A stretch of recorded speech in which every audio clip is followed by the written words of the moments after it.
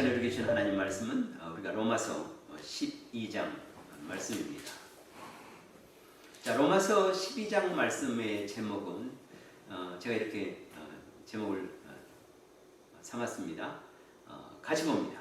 이신득이로 의롭게 된 성도의 삶에 대한 이야기입니다.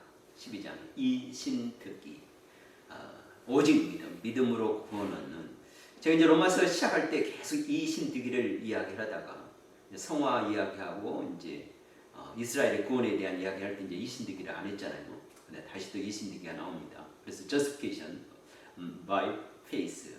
그래서 이제 우리가 의롭게 됐는데 의롭게 된 이제 그리스도인 성도가 하나님의 자녀, 하나님의 아들들이 어떻게 살아가야 하는가, 이제 삶에 대한 이야기인데 12장은 그 중에서 이제 하나님에 대하여, 교회에 대하여, 이 사회에서 어떤 성도의 삶을 살아가는가, 성도의 그 삶에 대한 의무라고 하면 의무, 아니면 태도라고 하면 태도, 아니면 자세라고 하면 자세에 대한 말씀입니다.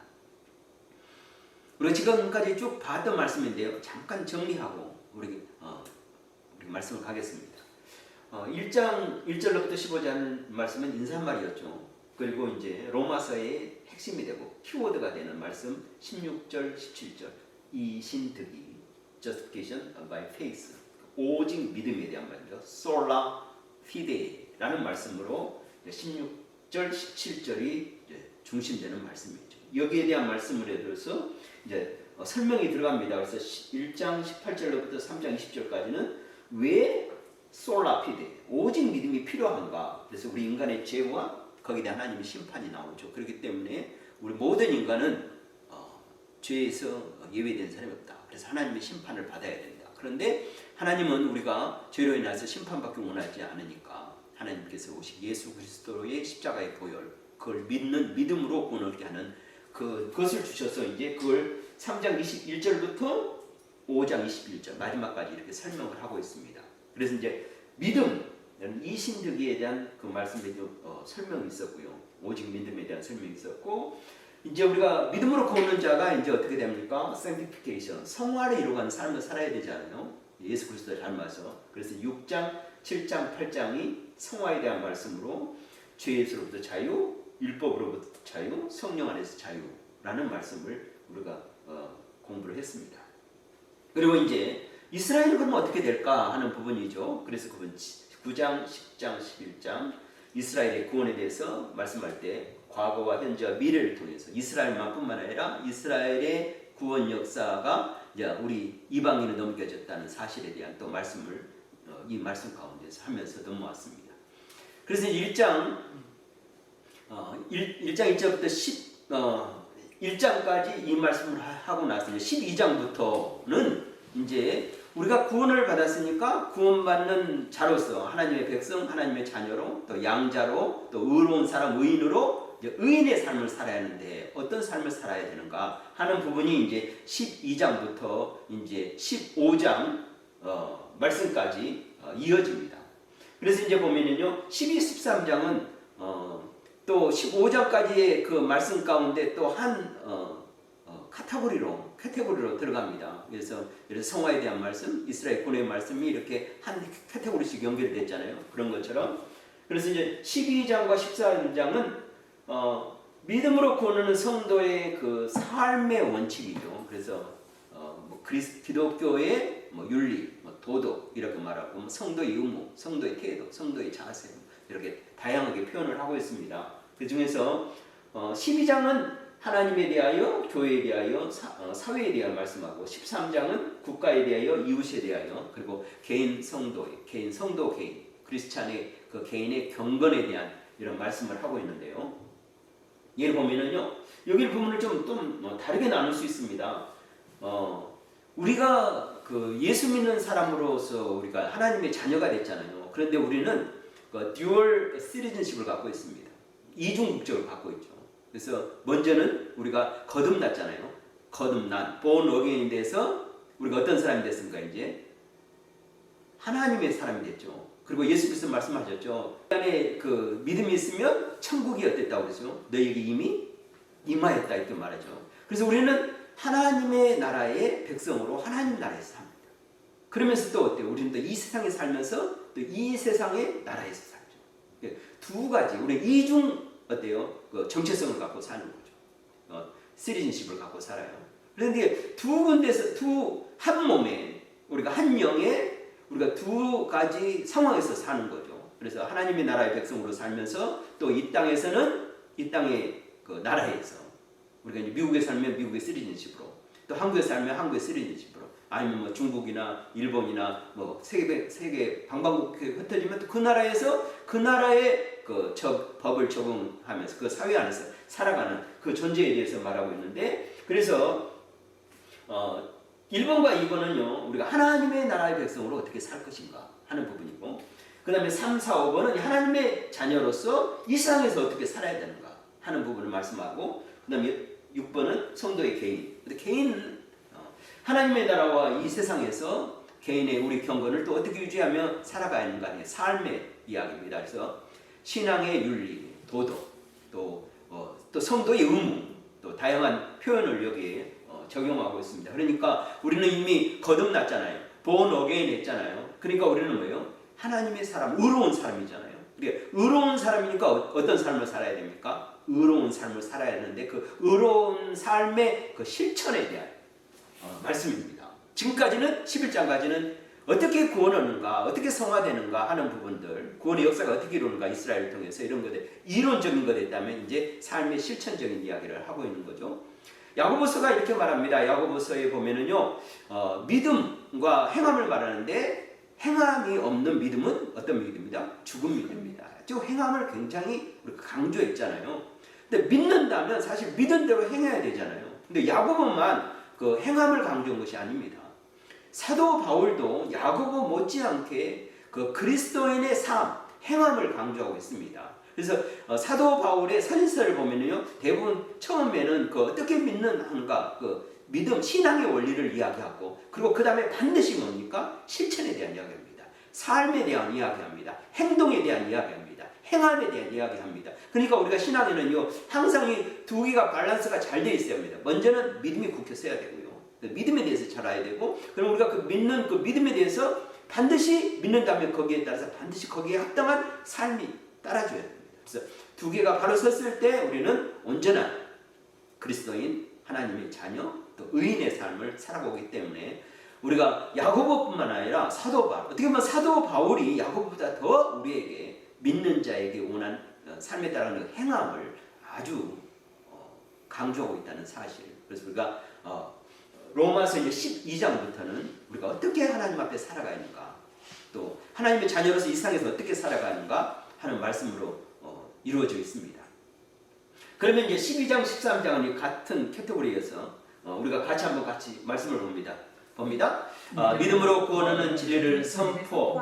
이제 1장부터 8장까지죠. 한 바울은 이스라엘의 복음을 받아들이지 않으므로 이방인이 구원을 얻게 되었고, 그리고 장차 이스라엘이 회복될 것에 대한 예언을 한 후 이제 9장에서 11장까지, 그리고 12장 1절로부터 15장 13절에서는 이신 득이 justification by faith에 의해 구원받는 성도가 이제는 하나님의 의로운 자녀로서 마땅히 행해야 할 의로운 삶, 그 다음에 의의 실천, 곧 그리스도인의 삶의 윤리에 집중적으로 말씀하고 있다. 그렇죠? 12장, 13장은 그리스도인이 갖게 되는 두 가지 신분, 즉 이 세상에 속한 나라가 아닌 하나님 나라의 백성으로서의 삶으로 하나님과 교회에 대한 의무, 그리고 이 세상에 살고 있는 자로서 해야 하는 사회와 국가와 이웃에 대한 의무, 그리고 개인의 경건 생활에 대해서 말씀하고 있다, 설명하고 있다.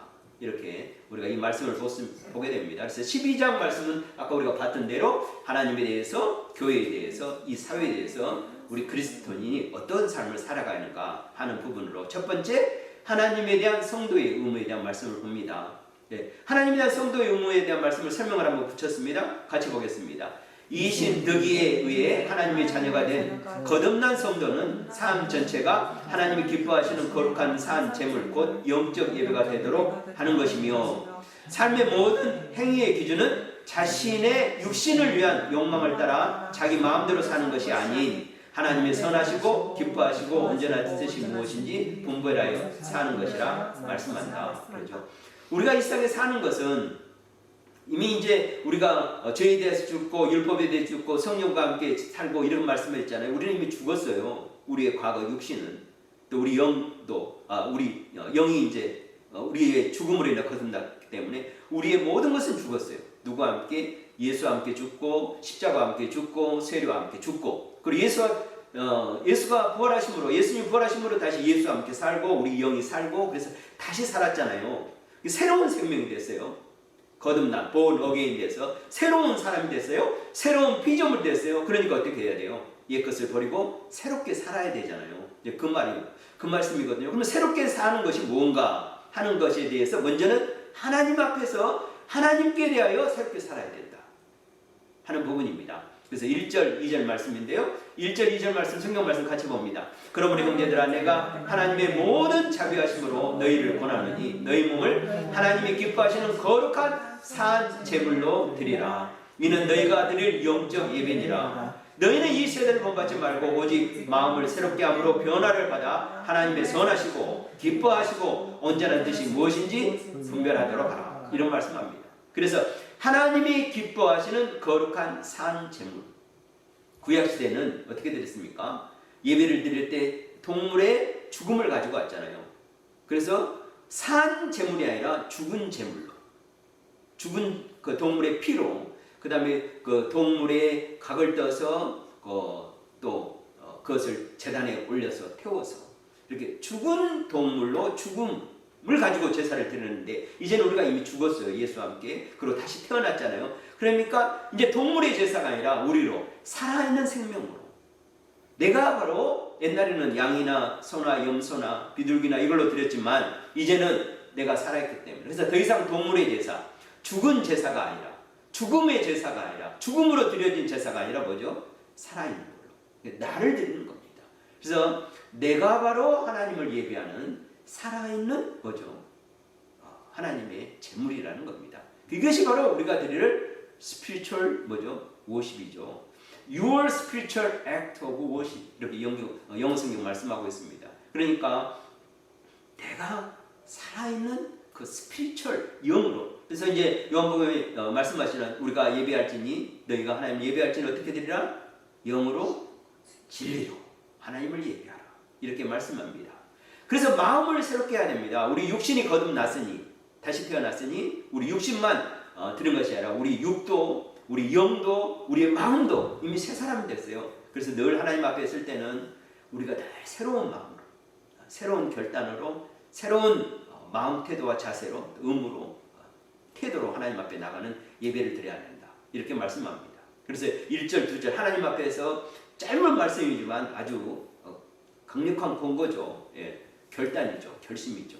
더 이상 설명할 필요가 없기 때문에 많은 설명을 하지 않습니다. 사도 바울이. 그리고 이제 교회에 대한 의무. 교회에서 우리가 어떤 신앙생활을 해야 될 건가, 또 섬김을 해야 될 건가, 교회에 대한 우리의 그 신앙의 삶이나 우리의 태도는 어때야 될 건가 하는 부분을 3절로부터 13절에서 말씀하고 있는데요. 설명을 먼저 같이 봅니다. 하나님 나라에 속한 성도는 하나님의 자녀로서 그리스도인의 공동체인 교회에서부터 하나님의 뜻을 이루는 삶이 시작되어야 된다. 먼저 모든 성도는 그리스도 안에서 한 몸이 되었고 한 몸 안에서 서로 지체라는 생각을 가져야 한다. 그리고 한 몸에서 서로 지체가 되었으니 자신의 역할, 은사를 따라서 자신이 해야 할 일에 최선을 다해야 한다. 수평적으로는 형제에 대한 사랑과 수직적으로는 주를 향한 그 열심을 다해야 된다 하는 말씀으로 이 말씀이 되어 있습니다. 근데 이 말씀은 5 이게 파트로 우리가 나눠서 생각을 볼 수 있는데요. 2절과 3절은 2절과 3절이 아니라 12장 3절이죠. 1절 2절 했으니까. 자, 3절 말씀은 어떤 말씀이냐? 교회의 성도는 겸손함으로 하나님 주신 믿음의 분량대로 지혜롭게 생각하면서 신앙생활을. 예. 4절 5절 말씀은 교회에서 성도는 그리스도 안에서 한 몸 되어 서로 지체가 되었다는 지체로서 섬기라 하는 것. 그 다음에 6절 7절 말씀은 교회에서 성도는 자신의 은사에 따라서 최선을 다하는 섬김을 해야 된다. 은사를 따라서 섬겨야 된다 하는 부분이고, 그 다음에 9절 10절 말씀은 교회 성도는 서로를 수평적인 관계에서 사랑하는 자가 되어야 된다. 예. 그리고 이제 11, 12, 13절 말씀은 교회에서 성도는 주님과의 그 수직적인 관계에서 경건생활과 섬기는 일에 힘써야 된다 하는 말씀입니다. 그럼 먼저 3절 말씀 보면 이렇게 성경은 우리에게 말씀하고 있습니다. 내게 주신 은혜로 말미암아 너희 각 사람의 만원이 마땅히 생각할 그 이상의 생각을 품지 말고 오직 하나님께서 각 사람에게 나눠주신 믿음의 분량대로 지혜롭게 생각하라. 교회 와서 우리가 신앙생활하는데 가장 중요한 것이 내가 어떤 그 생각을 품고 신앙생활하는 거냐 이거죠. 사도 바울은 첫 번째 말한 것이 생각입니다. 교회에서 와서는 이 생각을 하되 어떤 생각을 가져가냐, 하나님께서 각 사람에게 주신 그 믿음의 분량대로 생각하라. 예. 교회에서 이렇게 화목해하는 사람들이 있고 교회에서 이 분란을 만드는 사람이 있습니다. 그래서 우리가 대부분 그것이 뭐냐면 마음의 생각에서 나온 거거든요. 그러니까 이제 교회에서 할 때 말 한마디 할 때도 생각하면서 말을 해야 되는 거예요. 이것이 하나님께서 주신 내 믿음의 분량대로 하는 것인가. 예. 그리고 항상 겸손하게 말해야 돼요. 그래서 절제하면서 말을 해야 돼요.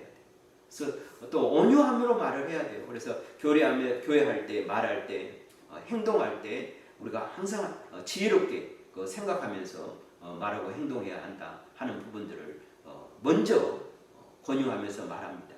그리고 이제 교회라는 것이 어떤가 하는 이제 지체에 대해서 이야기를 하고 있는데요. 4절과 5절 말씀입니다.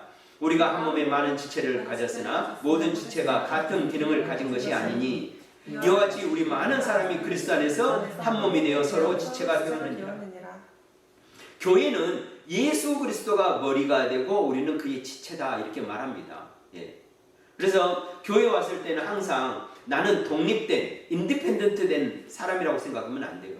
서로 안에서 우리는 예수를 머리를 두고 한 지체다. 그래서 교회는 뭡니까? 건물이라고 하지 않는다고 그랬죠. 뭐였죠? 교회는 하나님의 자녀, 하나님의 백성이 모인 사람의 모임을 교회라 한다. 그리고 그 사람의 모임이 그리스도 예수를 머리 두고 하나 되었다. 한 몸의 지체다. 그래서 어떤 사람은 손이 될 거고, 어떤 사람은 발이 될 거고, 어떤 사람은 또 이제 교회가 성도가 많으면 거기에 손가락도 되는 사람도 있고, 발가락 역할하는 사람이 있고, 어떤 사람은 이제 뭐 심장이나 뭐 몸에 모든 우리가 지체가 얼마나 많습니까? 또 뼈도 있고, 뼈 마디도 있고, 뭐 손톱도 있고, 가지가지 지체가 있잖아요. 이렇게 말하면서 우리는 교회 안에서 하나다. 나눌 수 없다. 교회에서 그러는 교회는 절대 나눠줄 수 없습니다. 교회는 딱 하나입니다. 누구를 중심으로? 예수를 중심으로. 그리고 그 머리가 되는 분은 누구요? 예수. 그러니까 예수님의 머리이기 때문에 오직 예수님을 통해서 모든 것이 또 예수님을 향해서 이루어지는 것이 바로 교회다. 그래서 이제 교회를 이렇게 먼저 이야기합니다. 그러고 나서 이제 교회에서 성도는 자신의 은사를 따라서 최선을 다하여 섬겨야 된다. 근데 생각하면서 해야 되죠. 나는 그 지체라는 것을 지체라는 그 의식을 갖고 섬겨야 되는데 이제는 뭐냐면 은사로 섬기는 거다. 하나님께서 우리에게 각 사람에게 나눠주신 그 믿음의 분량대로 또 아니면 믿음 그 주신 하나님의 선물 은사대로 해야 되는데 먼저 은사가 뭐냐 하는 건데요. 은사는 이렇게 성경을 기록됐던 그 헬라어의 말씀을 보면은 카리스마라고 합니다. 카리스마. 이 세상에서는 이 카리스마를 어떻게 이렇게 생각합니까? 다른 사람의 어떤 주의를 이끄는 그 어떤 매력, 어떤 파워, 힘 이것을 뭐 사람이 카리스마가 있다. 저 사람은 카리스마가 있는 리더다 이렇게 말하는데 사실 성경에서는 이 그릭 헬라어에서는 카리스마는 그 선물을 말하고 있고 또 은사라고 말합니다. 이것을 보면은 영어로 보면 이제 grace gift다. 은혜의 선물이다. 아니면 favor다. 아니면 gift다 이렇게 말하고 우리 성경을 보면 우리말로 해석하면 이제 은사, 선물 아니면 신비한 능력이라는 말인데 이 카리스마는 카리스마는 이 은사는 무엇인가 하는 부분을 설명을 달았습니다. 같이 봅니다. 은사는 하나님의 은혜로 주어진 것으로 하나님의 선물이다. 또 은사는 주님의 교회를 섬기도록 하는 탁월한 능력이다. 그렇죠? 또 은사는 은사가 주어지는 기준은 하나님의 은혜다. 하나님의 은혜로 주어집니다. 그 다음에 은사는 개인의 사적인 유익을 위한 것이 아니라 교회의 공적 유익을 위한 것이다. 그리고 은사는 교회를 구성하는 성도들에게 주은 것으로 다양하다. 각각 다르다. 그래서 은사는요 이게 성도 개인의 그 사적인 유익을 위해서 죽으신 것이 아니에요. 그리스도의 몸인 교회의 공적인 유익을 위해서 하나 되기 위해서 섬기기 위해서 주어졌습니다. 자, 그럼 이제 은사에 대한 말씀 6절, 7절, 8절 말씀입니다. 같이 봅니다. 우리에게 주신 은혜대로 받은 은사가 가깝다느니 혹 예언이면 믿음의 분서대로 혹 섬기는 일이면 섬기는 일로 혹 가르치는 자면 가르치는 일로 혹 위로하는 자면 위로하는 일로 구제하는 자는 성실함으로 다스리는 자는 부지런함으로 긍휼을 베푸는 자는 즐거움으로 할 것이니라. 이렇게 말합니다. 이제 로마서 10 제가 좀 저기 11이라고 했는데 잘못했습니다. 12장 6절로부터 8절이죠. 7가지 은사를 나눕니다. 그리고 이제 고린도 전서에 보면은 또 9가지 은사에서 나오고 또 에베소서에 보면은 또 은사에 나오고 베드로에 보면은 또 은사가 또 나옵니다. 근데 은사는 그때그때마다 이렇게 숫자로 보면은 여기는 7개, 또 고린도 전서에 보면은 또 9개, 에베소에 보면은 또 몇 개 이렇게 나와 있는데 이렇게 한정된 것이 아니죠. 단지 그렇게 표현되어 있을 뿐. 은사는 사람마다 각양각색의 은사가 다 있고 저도 그렇고 여러분에게도 각종 은사가 다 있습니다. 여러분이 이제 우리 예배 드릴 때 어떤 분은 기타 치고 어떤 때는 피아노 하고 또 그러잖아요. 어떤 때는 또 교회에서 회개를 하고 또 어떤 분들은 또 여러 가지 일을 하죠. 가르치고 봉사하고 또 음식을 대접하고 각양각의 은사가 우리에게는 다 있어서 그 은사로 우리가 하나님을 예배하고 또 찬양하고 또 교회에서 섬기고 또 봉사하고 또 선교하고 이렇게 하나님께 쓰임을 받습니다. 그 다음에 제가 이제 계속해서 이제 11이라고 했는데 여러분 이거 보시고 하신 분 안 되고 이거 보십시오. 제가 잘못했습니다. 자, 그 다음 네 번째 우리가 보는 말씀입니다. 교회에서 성도는 서로를 수평적인 관계에서 사랑하는 자가 되어야 된다. 근데 교회는요, 교회 안에서는 이제 성도와 연합을 했잖아요. 이제 성도는 서로 수평적인 관계예요. 직분이 있죠. 목사님 있고 장로님 있고 권사님, 뭐 안수집사님, 집사님, 뭐 성도 이렇게 되는데 수평적인 관계이지만 질서상 세워지는 거죠. 그것이 윗사람이고 아랫사람이고 이제 우리가 유교적인 생각으로 그렇게 하지만 질서를 위한 거지. 우리는 먼저는 교회는 하나님 예수 그리스도 지체 안에서 수평적인 관계로 생각을 해야 됩니다. 그 부분에서 이제 9절 10절 이렇게 말씀합니다. 사랑에는 거짓이 없으니 악을 미워하고 선에 속하라. 형제를 사랑하여 서로 우애하고 존경하기를 서로 먼저 하라. 이렇게 말씀합니다. 사랑에는 거짓이 없나니. 우리가 이제 성경에 보면 사랑이라는 말이 많이 나오잖아요. 근데 여기서 사랑은 아가페 사랑입니다. 그리고 10절에 그 형제의 사랑이잖아요. 이 형제의 사랑은 이 아가페의 사랑이 아니라 어떤 사랑이냐면요. 필라델피아입니다. 사랑에는 여러 가지 있어요. 우리가 아는 대로 이제 아가페 사랑이 있고 또 어떤 사랑이 있습니까? 필로의 사랑이 있죠. 우리가 아는 필로의 사랑. 그 다음에 스톨게의 사랑이 있고 그 다음에 이제 에로스 사랑이 있고 이거는 필라델피아 사랑이 있습니다. 히브리어에는 아하바 이렇게 사랑을 표현합니다. 아하바. 근데 이제 헬라어에는 여러 가지 사랑이 있는데 아까 이제 여기 형제 사랑을 필라델피아라 했는데 제가 이제 성경을 읽다가 또 헬라어를 보다 히브리어를 보다 이렇게 보니까 이제 다르게 표현돼서 사랑이 왜 이렇게 다르게 표현되는가 하는 부분들을 쭉 봤어요. 단지 이제 설명을 할 수는 없지만 이제 필라델피아가 있어서 한번 제가 이야기를 하는 겁니다. 미국 도시에 필라델피아라는 도시가 있잖아요. 그것이 원래 이제 헬라어에서 온 단어예요. 근데 필라델피아를 보면은 여기는 형제를 사랑하여 했는데 영어 성경은 뭐라고 되어 있습니까? brotherly love죠. brotherly. 형제를. 그러니까 미국에 있는 필라델피아 도시는 이제 그 헬라어에서 온 단어를 보면은 형제를 사랑하는 사람들의 그래 타운이죠. 여기서 필라델피아라는 그 의미가 거기에서 나왔다고 그래요. 그래서 제가 이제 헬라어 성경을 보면서 형제 사랑이 무슨 사랑인가 했더니 아가페가 아니구나 하는 것을 필라델피아를 보고 이 말씀을 보게 돼서 여러분한테 이야기합니다. 헬라어에는 사랑에 대한 여러 가지 표현이 있구나. 우리가 말하는 아가페, 그다음 필라델피아, 그다음에 스톨게, 그다음에 에로스, 그다음에 필레오 이런 부분들 대한 말씀이 있구나 하는 부분을 알게 됩니다. 계속 말씀 봅니다.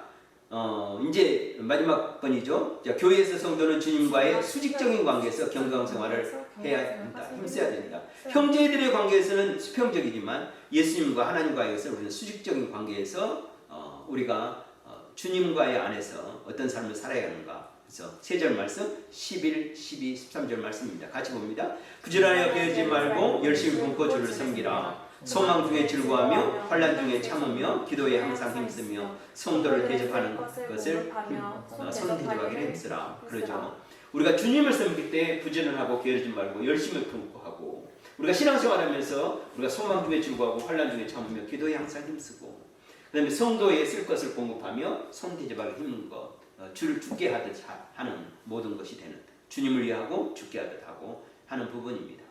사회생활에 대한 성도의 의문대 14절로부터 21절 말씀입니다. 먼저 우리 설명을 같이 봅니다. 성도는 하나님의 나라의 백성이면서 또한 이 세상 나라에 살고 있는 자로서 사회 속에서도 그리스도인의 의로운 삶을 살아가야 된다. 먼저는 자신을 박해하는 원수를 축복하고 모든 사람 앞에서 선한 일을 하고 화목하라고 교훈한다. 그리고 성도는 원수에게 선을 행함으로 그 원수마저도 그리스도께 인도하는 자가 되어야 한다. 라고 이제 설명을 붙였습니다.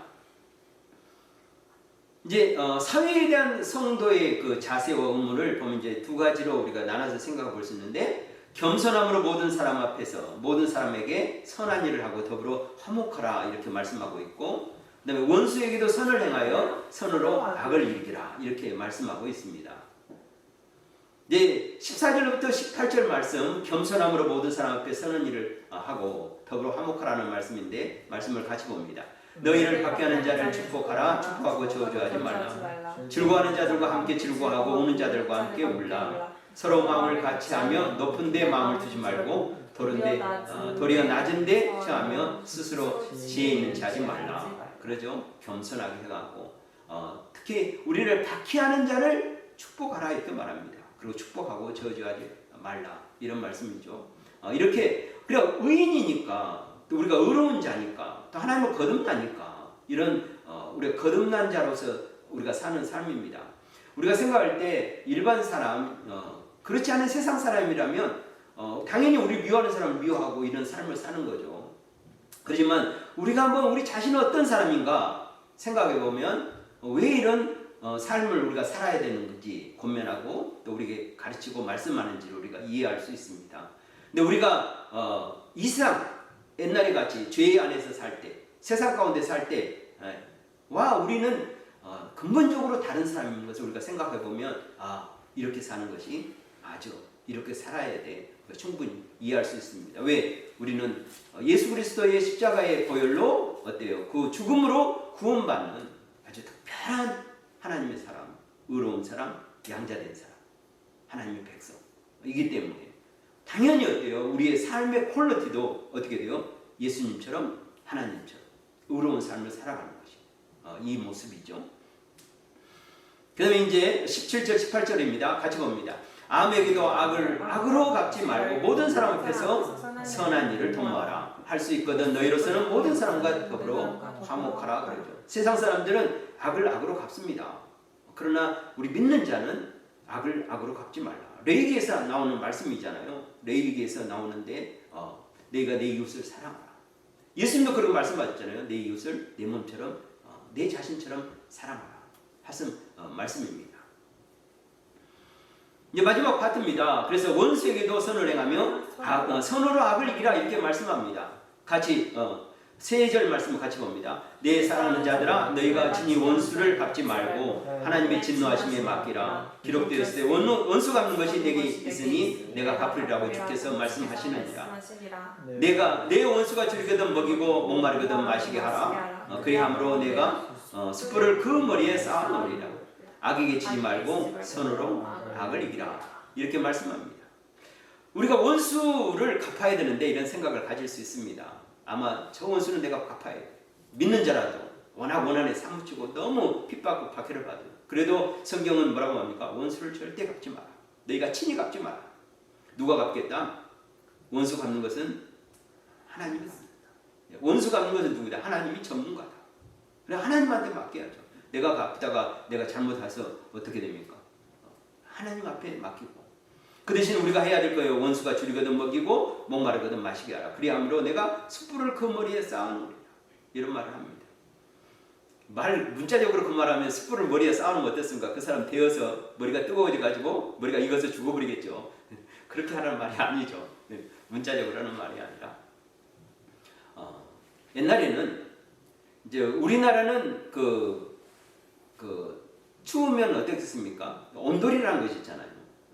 불을 떼면 이제 집안이 따뜻해지죠. 방안이 따뜻해져서. 근데 옛날 우리나라 외에는 어떻습니까? 온돌이 없잖아요. 그러면 집 안에 뭘 피웁니까? 불을 피우는 거예요.